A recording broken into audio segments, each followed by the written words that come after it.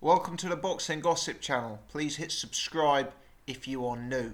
One topic that's captivated the attention of heavyweight boxing fans, specifically British heavyweight boxing fans, is the Twitter exchange recently between Hughie Fury and Dillian Whyte. I'm going to quote directly from the verified accounts of both men. Hughie Fury has tweeted, "Looking to get back to fighting top contenders. At Dillian Whyte, I'm ready next if you fancy it. At Eddie Hearn can pay for it, or my team will do." The verified account of Dillian Whyte has tweeted back, "No problem, Hughie Fury. I'd love to fight you. What about Feb 3rd at the O2?" And he's included Eddie Hearn in the tweet. Now, subsequently to that, I have seen an IFL TV interview where Eddie Hearn talks about potential opponents for Dillian Whyte, February the 3rd. And he says Ajit Kabayel, who's the European champion, who boxing fans will remember just took Derek Chisora to school on Eddie Hearn's Monaco bill, and Lucas Brown, who is apparently waiting to see if he can get the Joseph Parker fight before signing the deal. Now, Hearn's suggestion is that Parker will fight AJ, which will release Lucas Brown to fight Dillian Whyte.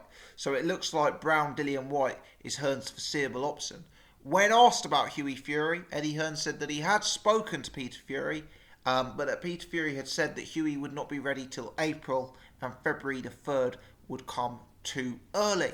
Which is interesting, because if that is true, and you'd assume it probably was true, because if Eddie Hearn was going on IFL TV making comments like that, the Furies would pretty loudly rebut them if Hughie was ready to fight Dillian on February the 3rd, surely. But what's odd is, why did Hughie Fury take to Twitter to call out Dillian Whyte if he knew that he wouldn't be able to fight on the date that Dillian Whyte is booked in to fight? I mean, it's not as if Dillian was going to change his dates. He's got the date booked at the O2 and him reserved as a headline act, as I understand it. So it's unlikely that he would, move from February the 3rd. It's also unlikely, if Hughie's going to fight in April, that Dillian could take a big fight in February against a name like a Lucas Brown and then be ready to go again in April against a name like a Hughie Fury. So it seems like a strange call out from Hughie Fury. Now, people who've been following the British boxing scene for a while will remember, and I think I'm right here, that at one point this fight was looking like it was going to be made. I believe, although don't quote me on this, but I believe it was actually mandated for the British title at the time. And Hughie Fury and Peter Fury decided not to take the fight with Dillian Whyte. Clearly they had their own ambitions. They possibly realised they were in line to get a world title shot against Joseph Parker, which kind of makes sense. But they said they didn't want to fight Dillian Whyte, and they kind of gave the excuse that it was because they were very friendly with Dillian Whyte. And I do know that Dillian Whyte's done extensive sparring with the Furies and has a strong relationship there. So, it kind of seemed odd that they wouldn't fight friends when, Tyson Fury has fought Derek Chisora twice, and certainly the second time Chisora appears to be a very good friend of Tyson Fury's. It kind of seemed odd to me at the time that they would blame that on not wanting to fight Dillian Whyte, that's a friend, because he's a friend. And it's even odder now, because they didn't want to fight Dillian Whyte before because they liked him so much, but now Hughie's taken a loss and he needs to relaunch his career. The friendship's out the window, and that kind of seems strange. So it seems a strange call out to me for two reasons. Number one, because they previously didn't take the fight because they were such good friends. And number two, because, why call a man out if he's got a set date and you can't make his date? It seems slightly bizarre, but that is the weird world of the Furies at present, to be honest. Now,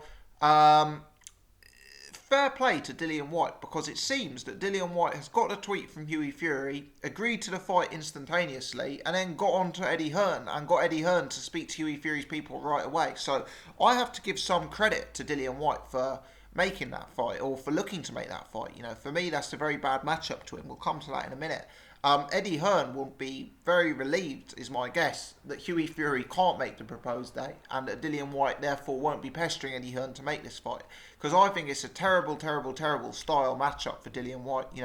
Dillian Whyte looks to box. Dillian Whyte looks to stand off and throw jabs and, try and pile on the pressure later. For me, Hughie Fury, there's a potential that you take him to school. I think Hughie Fury would completely outmaneuver Dillian Whyte. I think Hughie Fury would have the potential to completely out-jab Dillian Whyte, and I think Hughie Fury could make Dillian Whyte look a bit wide, a bit amateurish, and frankly a bit unskilled. You know, there's still a lot of rawness, a lot of greenness to Dillian Whyte's game, and I see a lot more advanced boxing and a lot more refinement in Hughie Fury's game. Just my take. So, you know, credit to Dillian Whyte, despite that, wanting to make the fight. And yeah, part of me thinks Eddie Hearn must have breathed a sigh of relief that he could get back to Dillian and say, "Oh, don't worry, this one's gone. Unfortunately, Hughie can't make your date." So it's an odd call out, given those scenarios. But I think it is a fight that has people interested. From Hughie Fury's perspective, look, if that fight was available to Hughie Fury, unless Hughie Fury is blown up into disgusting shape after that Parker loss, and I haven't seen him blow up before like that. If I was Hughie Fury, I'd be taking that fight. I mean, we're still 7-8 weeks away from February the 3rd. I'd be all over that fight. Hughie Fury is a tough man to match up with. He doesn't sell a lot of tickets. He's not a huge pay-per-view superstar.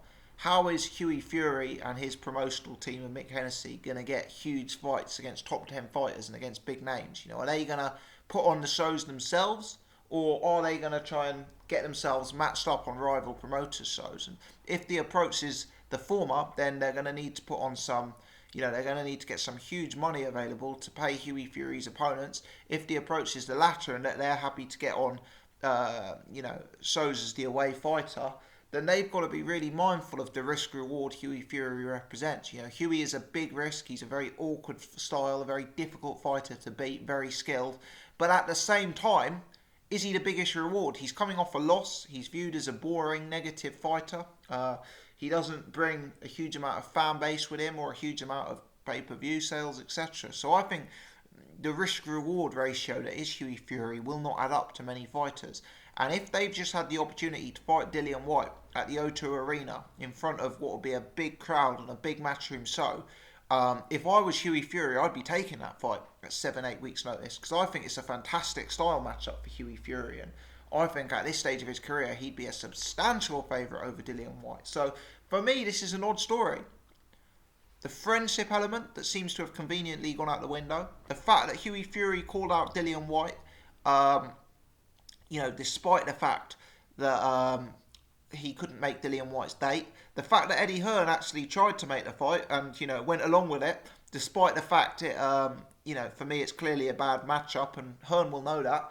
And then number 4, the fact that Hughie Fury hasn't taken the fight. You know, I'd be all over that fight if I was Hughie Fury. Dillian Whyte is one of the biggest known heavyweights in the scene. You know, he's not a Wilder or a Joshua, don't get me wrong, but he's a well-known heavyweight. He's a big hit on social media. His interviews get a huge amount of visibility. He's a guy who gets a lot of chatter in the boxing community. A win over Dillian Whyte would have put Hughie Fury right back in the mix, and, you know, probably on the peripheries of the heavyweight top 10. So very, very, very strange that he hasn't looked to make that fight. And to be fair, Dillian Whyte is in a good position right now. You know, Whyte is very highly ranked with a number of the governing bodies. I believe he might be number 1 ranked with WBC, which means he may have to wait for some time, but at some point a mandatory fight will become available, presumably for the belt that Wilder holds. I also believe, and I've made videos on this in the past, that an AJ versus Dillian Whyte rematch is an inevitability. You know, I think those two together, the cocktail of their personalities, make that a big fight and a huge build-up.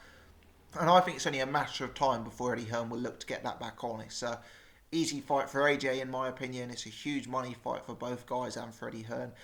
We can expect that fight sooner rather than later. So I think Dillian Whyte is in a fantastic position. I think he's primed to get some very, very big fights in 2018 or 2019. And yeah, I think it would be questionable management to risk that against a guy like Hughie Fury. But to be fair, Dillian Whyte has looked to make the fight. And Hughie Fury has said he's unavailable for the date, despite calling him out on Twitter. It's very strange, a story that for me creates just as many questions than answers. But lots of people ask me, I have to be honest, despite everything I've said, I think Hughie Fury gives this guy a boxing lesson, I really do. So that's my take on it. Let me hear from you. Leave your comments in the section below. Do you agree with my analysis that Hughie's a substantial favourite over Dillian Whyte? Do you think the call out from Hughie is strange, given that he's previously declined the fight due to his friendship with Dillian Whyte, due to the fact he can't make the date? And yeah, what's your take on this? Leave your comments in the section below.